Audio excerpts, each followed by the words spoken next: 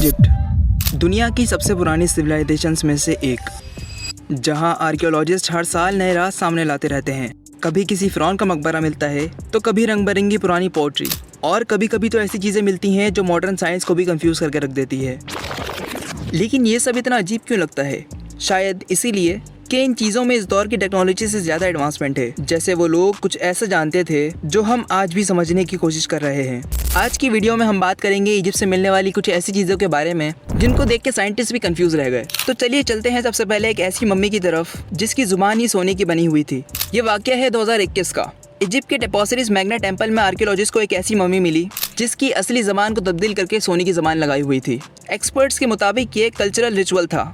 Egyptians कहते थे कि सोना देवताओं का गोश्त थे और मरने के बाद इस जबान की वजह से वो इंसान ओसिरिस यानी आफ्टर लाइफ का देवता उससे बात कर सकेंगे और इसी जबान की वजह से वो खा भी सकेंगे और सांस भी ले सकेंगे। लेकिन यही कुछ रिसर्चर्स ये भी कहते हैं कि शायद ये वेल्थ और स्टेटस दिखाने का सिंबल भी हो सकता है।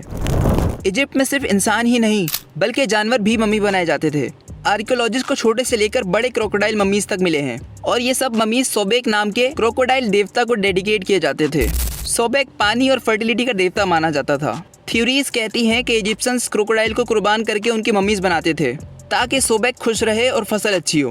यानी इनका कल्चर जानवर को भी देवता की तरह इज्जत देता था। लेकिन अब चलते हैं एक अजीब डिस्कवरी की तरफ। 2012 में एवेरिस एक्सकेवेशन साइट पर आर्कियोलॉजिस्ट को बहुत सारे अलग से दफन किए गए इंसानी हाथ मिले और ये सब सिर्फ राइट हैंड्स थे।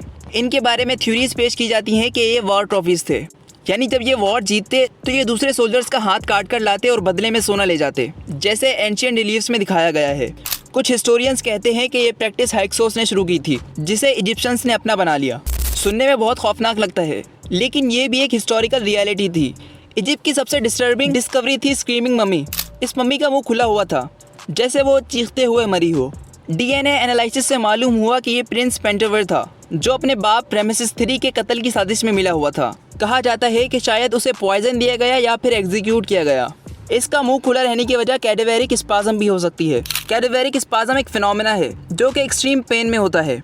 इसमें होता यह है कि मौत के बिल्कुल आखिरी वक्त तक उस बंदे के मसल फिक्स पोजीशंस को होल्ड कर लेते हैं और मरने के बाद वो बिल्कुल जैम हो जाते हैं। इसीलिए ये देखने में और भी हॉरिफाइंग लगता है। अब चलिए बात करते हैं पिरामिड्स के नीचे के राजों पर। पिरामिड्स के नीचे आर्कियोलॉजिस्ट को बहुत सारे हिडन टनल्स और सीक्रेट चैम्बर्स मिले हैं।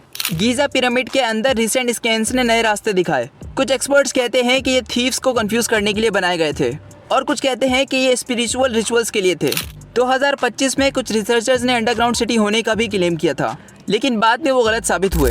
कुछ एक्सकेवेशन साइट्स पर ऐसे स्टैच्यूज मिले जिनके चेहरे लंबे और आंखें बड़ी बड़ी थीं। ये स्टाइल ज़्यादातर फेरो एखेनेतन के दौर में फेमस हुआ।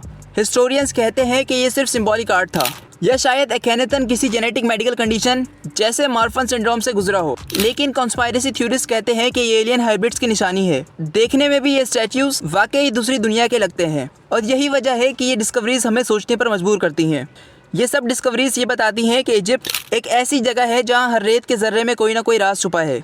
जितना ज़्यादा हम खोजते हैं उतने ही नए सवाल सामने आते हैं। इसीलिए कहते हैं कि इजिप्ट सिर्फ एक हिस्ट्री नहीं बल्कि एक बड़ी मिस्ट्री है।